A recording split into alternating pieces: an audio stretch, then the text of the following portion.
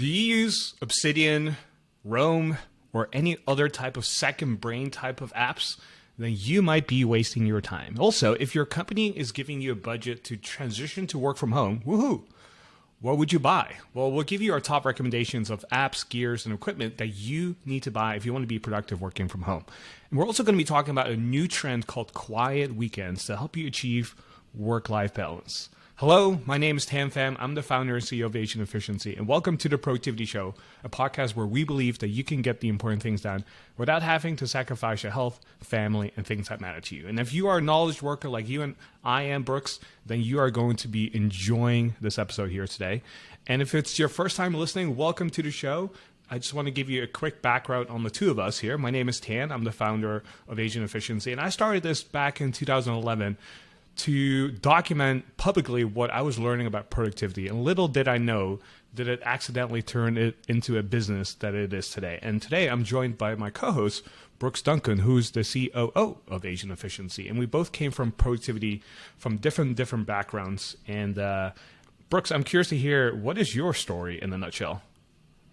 Yeah, I come from the corporate world, really, and I became an Outlook wizard. And I realized that the more awesome I became at Outlook, the more I could get done during the day. And I started transitioning to learning about productivity in other areas. So eventually I moved into the startup life, and then I moved into what we're doing now. So I joined the AE team first as a customer, then joined the team, then joined the podcast.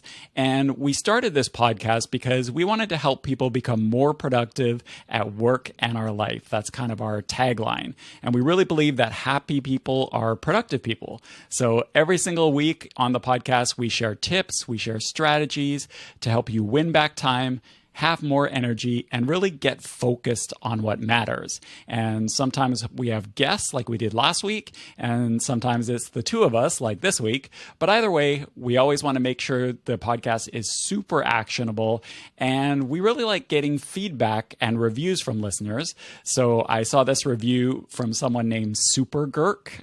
I don't know if that's your real name, but Super Gurk writes, "I am now Caucasian efficient." I see what you did there. "This is my favorite weekly productivity podcast I listen to consistently and put into action. The co-host setup is relaxed, conversational, very friendly, and super useful. And the occasional guests they bring on are top-notch, and everyone genuinely wants to help you." So thank you so much for sharing that, Super Gurk, if that is your real name. This is pretty much nails what we want to do from the show. So I really appreciate the feedback. If you're listening to this and you want to get in touch, just leave us a review on Apple Podcasts or Spotify, or you can email us at podcasts@asianefficiency.com. All right, Thanh, I'm really looking forward to hearing what you have to say about all of those topics we talked about. But like we start every single episode, we like to share our top 3 resources, and it is my turn this week. So I'm going to share 3 resources that are making us more productive these days. Number 1 is a book. It's called The Extended Mind, The Power of Thinking Outside the Brain by Annie Murphy Paul. And that's a really interesting book about how a lot of times we think of our brain as the biggest factor in our productivity and what we do, but really it's about everything around us. It's about our environment. It's about even our gestures. It's about our tools. And it's a book about really extending the mind. So that's tip number 1. Tip number 2 is a website called Talking Points for Life, and it is a library of ready-to-use messages for challenging social situations. And some of us are blessed with this ability to always know what to say in any given situation. But for the rest of us, Talking Points for Life is this collection of things like, how do you tell somebody that they are not going to be your bridesmaid? Or what do you say to a coworker who maybe just lost their partner? Or how do you approach just really any difficult situation? It's this big database of things to say, and it's really, really helpful. So Talking Points for Life. And the third is one for the iOS and Mac crowd.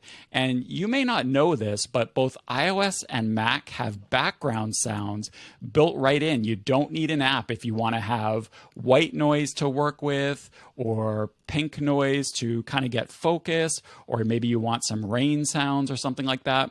There's lots of apps that do it, but it's actually built right into iOS and macOS, and it's in the accessibility section. So go to accessibility and then look under the audio and video section, and there is a background sound setting, and you can turn it on and off, and it's built right in.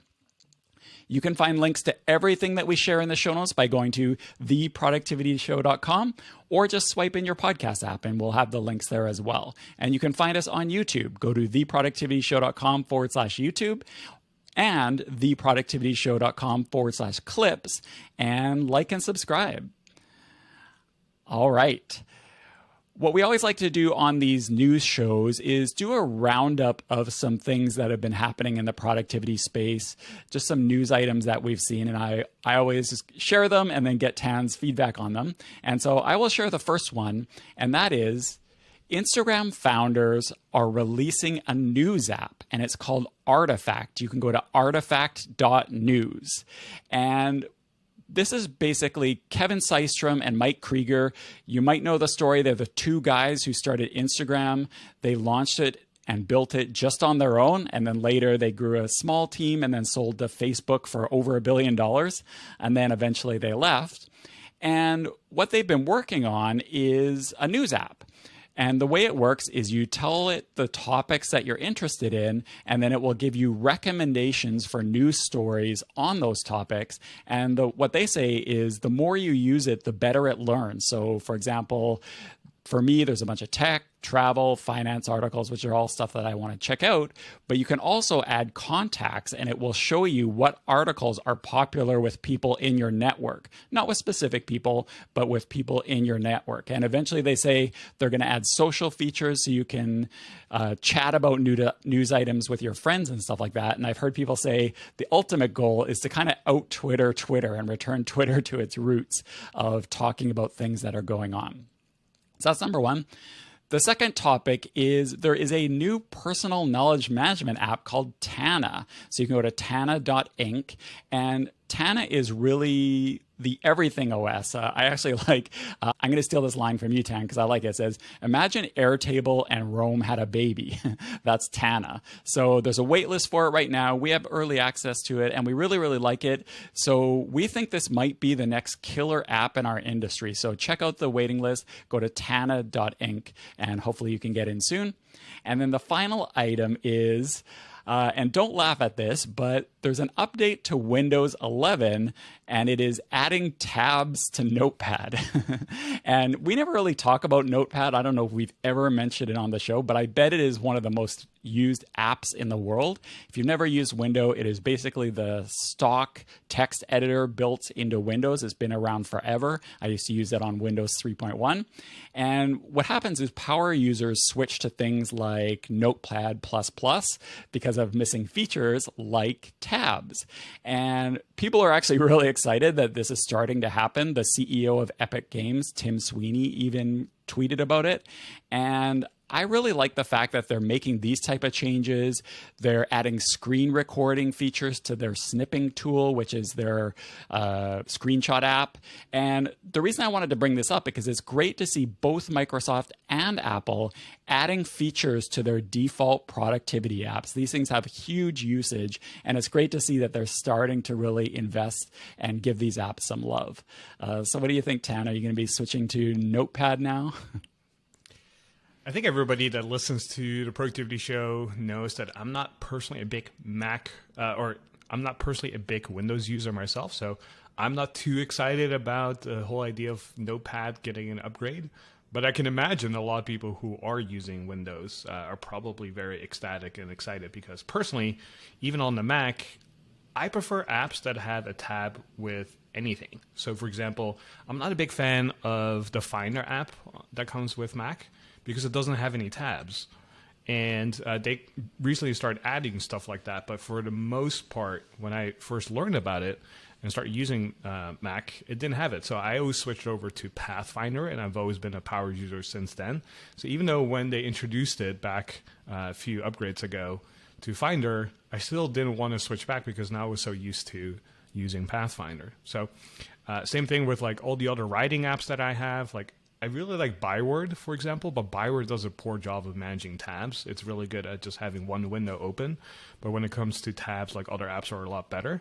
And so I'm a big fan of tabs in general. So if you are someone who likes using tabs in the different apps, I think you should be excited with the fact that Notepad is going to have tabs now. What I am really excited about, though, is the fact that Tana is being released. I've been playing around with Tana for about 2-3 weeks now, and I probably spent like 30-40 hours on it, learning about it, experimenting, watching a ton of YouTube videos by developers, and I truly believe that this is the next killer app in our industry. If you think about Airtable and Roam having a baby, this is what Tana would look like.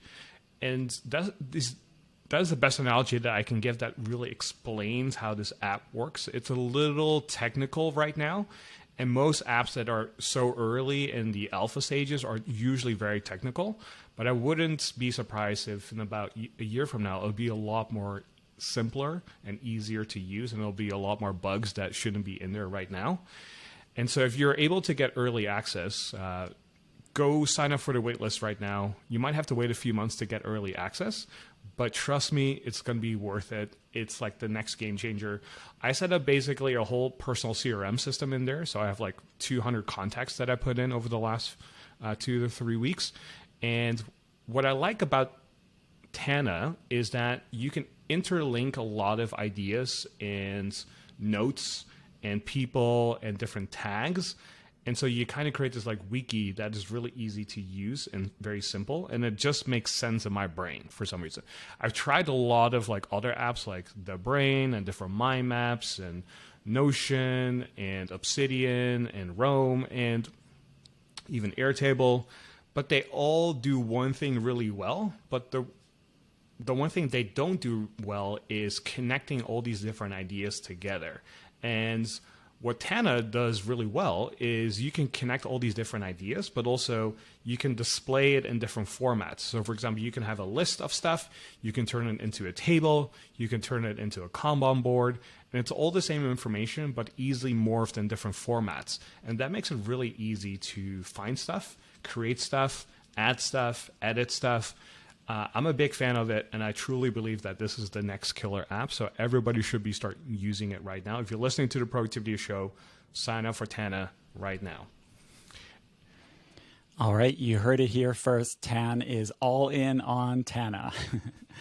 All right, let's get into some of the industry happenings where we're going to talk about topics. We're going to give hot takes.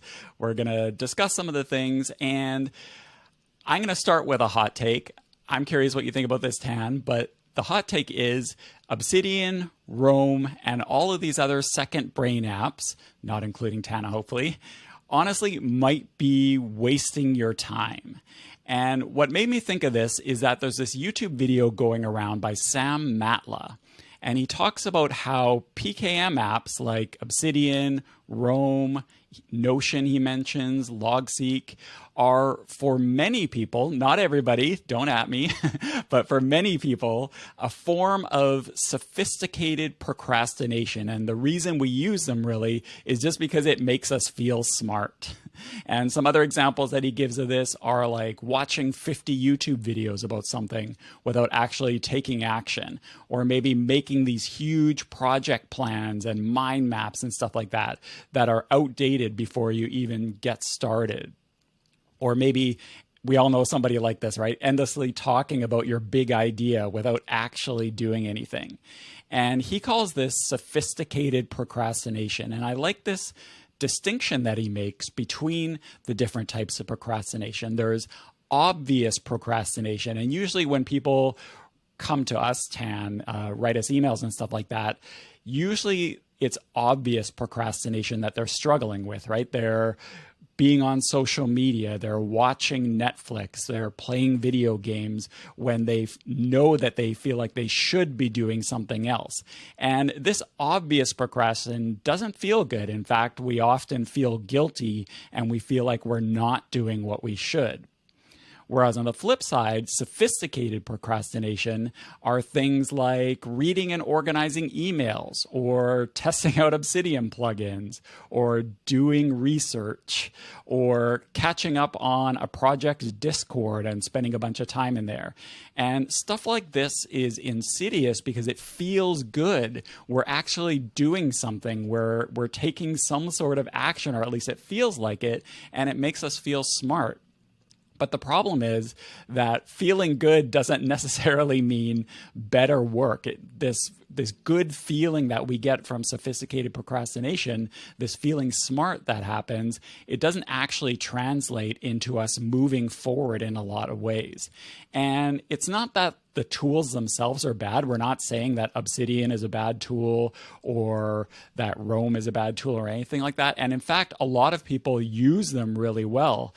In the comments of that video, there's some interesting points that some neurodivergent people are making, saying that these types of apps just made such a huge difference in our life. So it's not for me or for us to say that that is not a good thing. Obviously it is. It's just that in many cases, a lot of us are just always chasing more and more instead of actually executing on things. It's this concept from the Zettelkasten site where I learned about this, called the collector's fallacy, which is to know about something isn't the same as actually knowing something.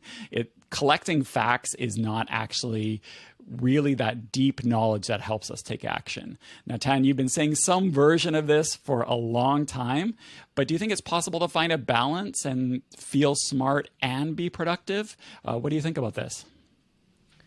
So when I watched this video by Sam Matla talking about how all these PKM apps like Obsidian, Roam, and Second Brain type of apps are potentially sophisticated forms of procrastination, I thought that made a lot of sense. However, I would say there's a couple points where that might actually be a good thing. And the reason I say that is, for example, we have ChatGPT right now, like taking over the world, right? It's this new piece of technology. It has this amazing potential. And in order for you to master any particular skill, you have to be able to do stuff and wander around and mindlessly sometimes play with stuff in order for you to learn, pick up some things, and master a particular skill or master a particular tool. So if you're somebody who plays around with Obsidian and Roam and tries different plugins and is experimental, it can feel like sophisticated procrastination in that sense. However, I would say that there's actually a lot of value to that as well, because if you're committed to mastery, if you're committed to becoming really good at something, you have to have time and space to do those type of things, right? Just like when I'm learning about Tana, I'm playing around with it. I'm spending mindless hours watching YouTube videos, learning about it, trying different things. And even though I don't have like a specific goal or a specific project or an outcome that I'm working towards, like I'm not even telling myself that I want to become a Tana master. However, by playing around with it and seeing what's possible, it creates all these different ideas and inspiration and creativity that otherwise wouldn't be there, because I'm just like so focused going from A to B that there's no time and space for the creative work and for the creativity to kick in. So I think there's this balance you have to figure out where, okay, if I'm being responsible for a particular outcome, like I have to get something done at work, I have a goal that I'm chasing after, I'm responsible or accountable for something to be done, then yes, that should be priority number one, and that's what you should be doing. And anything else besides that is a distraction. However, if we're done with those things and we have some extra time, or we have time and space and energy to do other things that aren't required of us today, tomorrow, or anytime soon, then diving into something like this and doing something like sophisticated procrastination, like reading stuff, trying different plugins, doing some research, is actually valuable time as well. And just like watching Netflix is not necessarily a bad thing in itself, like it can help you relax at night. It can help you learn about pop culture. It can teach you educational stuff as well, right? The activity itself is not necessarily a bad thing. It's just the context around it that makes the difference whether something is productive or not, right? If I've worked all day long and I got all my stuff done and then I watch Netflix at the end, that's in context. It could be a reward. It could be a good thing. It helps me relax, maybe go to bed a little bit more calm and decrease my anxiety, right? But if I'm supposed to get this project done by this deadline that's later today and I'm watching Netflix before my deadline, like that makes no sense in that scenario. And so context really matters in this case. And so I would say that sophisticated procrastination is all about context. It can be a good thing under the right circumstances. However, if we know that we have to do something before a specific deadline or we have a goal, there's something else that is a higher priority and that is not completed first, then yes, that would be a sophisticated way of procrastinating and not doing what you're supposed to be doing. I guess it's what we always say is, how do you know if you had a good day? How do you know if you had a productive day? And one of the ways you do that is by having a daily target. So I guess if you are meeting your daily target, whatever that happens to be, then sure, go ahead, spend a bunch of time learning Tana or Obsidian or whatever. But if you find that you're not meeting that target more often than not, that's usually a sign that you're probably on the sophisticated procrastination end of things versus the execution things. Yeah, inside of the 25X productivity system, which is our productivity methodology and our course where we teach this system, we talk about the daily target, like you just mentioned, and it's the whole idea that there is no universal metric that says if you do this, then you are productive, right? So a universal metric would be something like, well, if you spend 2 hours per day uninterrupted doing focused work, then you are a productive person. I think that's a great standard, but it doesn't guarantee that you're a productive person that day because some work can be done in 20, 30 minutes. And if you hit your outcomes, it doesn't matter whether you spend 2 hours or 30 minutes on something, right? The outcome is done and accomplished. And that's ultimately what oftentimes most of us are being assessed by. And so everyone's job and role is a little bit different. So that's how we came up with the daily target, which is the idea that you want to ask yourself, before I start working today, what would make for a productive day? How do I know I had a productive day? And whatever the answer to that question is, that is the score that you will compare yourself to whether you had a productive day or not, right? Because some days you have meetings, so you don't get a lot of work done. Some days you have no meetings at all and you have a lot of free time and then you can push yourself a little bit. So every day is a little bit different versus like when we're in the industrial age. You know, if we were held accountable for 10 widgets per day and you hit 10 widgets, woohoo, like you had a productive day. But if you didn't hit your 10, then you know you had an unproductive day. And that was a very simple metric that we could hold people accountable to because it was very one-dimensional. But most of us are knowledge workers today, and every day is a little bit different, and the types of work we do changes by the day. And so, like you said, Brooks, this is all about context. And if you can understand what the context is, then you can know deep down inside whether you're actually moving forward and doing something that is great and helps you develop your knowledge, your career, right? Versus saying, hey, I really shouldn't be doing this because there's other things I should be focusing on right now. All right, let's switch gears and do a fun little thought experiment, which is if you were given a work from home budget, what would you buy? And what triggered this is Apartment Therapy put out this article called The 11 Items I Bought with My Work from Home Stipend to Increase My Productivity. And so, of course, my flag went up and I had to read it. And it made me wonder that if a company gave me a bunch of money to work from home, and of course, you're welcome to do this anytime, Tan, you have my PayPal, what would I buy? And so the article didn't say how much money the author received. That actually would have been a useful parameter. But here are some of the things that she bought. So she bought improved lighting because the light in her office was not so good. The way she did it is having sconces up on the wall around her. So that's what she did. And it's, of course, also better for Zoom calls to have better lighting.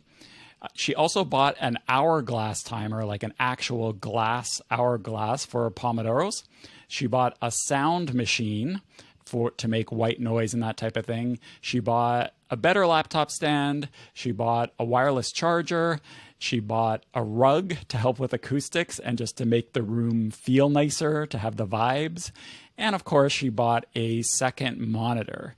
So how about you, Tan? If you weren't already set up, which I know you are, but if XYZ Corp bought Asian Efficiency and gave you a work from home budget, what sort of things would you use it for? And is there anything on her list that you wouldn't bother with? So if you're new to working from home and you have to set up your home gear, there's a few items that I think everybody needs from day one. We actually have a whole course about this called Home Office Hero, and it will show you how to set up your home office. And it gives you like 7 items that we think are essential, but I'm going to name a few of them here that you can use right out the gate. So number 1 is everybody needs a headset, because as you're working from home, you're going to be doing a lot of calls. So you want to make sure you have a quality headset. And there's a recommendation that we have inside the course, but I believe it's one of the Logitech headsets. And because you're going to be a lot of Zoom calls, team calls, making sure that your audio quality is really good and top notch is priority number 1. You can get away with bad video, but you cannot get away with bad audio. So make sure you have a quality headset. And I was actually surprised that that was not even in the list. So that's the first thing I would say, is get a quality headset. The second thing I would say is lighting. I agree that lighting is very important, especially when you're working from home. Everyone's lighting situation is going to be a little different. So anything you can set up behind your monitor to show light on your face is a good idea. And it doesn't have to be expensive. It could be anywhere from like $20 lamps to a cube that you put on your screen for like $50 or so. Don't go too crazy. You can literally spend thousands of dollars on special types of lamps because they mimic the sun and they have a certain, color scheme and such. It doesn't have to be fancy at all. $50 or less, you should be taken care of. The third thing I would recommend that most people don't spend enough time and money on is actually the gadgets and accessories that you use day to day. So for example, the keyboard, the mouse that you use, those are accessories that you use every single day, almost every minute of the day, and pick the ones that you like the most. If you don't like your keyboard, get a different keyboard. If you don't like your mouse, get a different mouse. I know you're a big fan of the Elgato Stream Deck. Like, that's a big thing for a lot of people now, where they just push a buttons and off they go. Like, they have their apps up and running, right? So I don't have one myself. It's been on my cart for the longest time. I just got to pull the trigger at some point. But if you're somebody who's working from home and you want to be extremely efficient, get yourself an Elgato Stream Deck. Big Stream Deck fans here, and you are so right about keyboard and mouse setup, whatever you happen to like. During COVID, when my wife started working from home, basically we didn't have a setup for her, but I had this old junky keyboard that was in a drawer, and I gave it to her, and she just really suffered with it. And it's funny how just something like that made such a big difference. And it's not that it didn't work, it worked fine, but it was small, it wasn't very tactile, and it was just a nightmare. Another thing I would mention is a chair. So she didn't mention anything about a good chair. So we have, like you said, in that Home Office Hero, which we'll link to in the show notes, has some recommendations on that. I have a Herman Miller Mura, which is just okay. It's expensive, but there are better options now, I would say. But a chair is another good one. I don't know that if I was her, I don't know that I would buy a sound machine. We just talked about how it's built into Mac and iOS, but there's lots of different apps that can do this as well. So me personally, having yet another gadget to do that wouldn't be for me. But if that works for her, that's great. I will say that the article from Apartment Therapy, where they talk about the work from home budgets, the 11 items that she bought, I was like, all right, this list is okay. This could be a lot better, which is why we created our Home Office Hero course, because it has very specific things. And you and I have been working from home for like a decade plus now. And there was just a few items that were just so obvious that were not in there whatsoever. So like having a better laptop stand, it's not going to move that needle that much. An extra wireless charger, it's like a nice to have, but not like crazy mandatory. There's many other things if you have a limited budget that you should be spending your money towards, like the Stream Deck, the headset, like you said, the chair. Those are things that move the needle. Like a sound machine is really not worth it, in my opinion. All right, Tan, you had something that you wanted to talk about. So why don't you let us know what you wanted to discuss? So there's this new trend called quiet weekends that helps you achieve work-life balance. There's actually an article in stylist.co.uk where a career trends expert, her name is Jill Cotton, says that quiet weekends are the solution to avoiding burnout. She suggests that people do this: front load the work week and change up what you do on Fridays to help you have an easy transition into the weekend. So the idea here behind this quiet weekend is not that necessarily you're doing particular activities on Saturday and Sundays to recharge. What her idea is that if you have a typical Monday through Friday schedule, she suggests that you clear Fridays from long meetings, hard deadlines, and highly collaborative activities or tasks that cannot be done that particular day or have to be finished that particular day.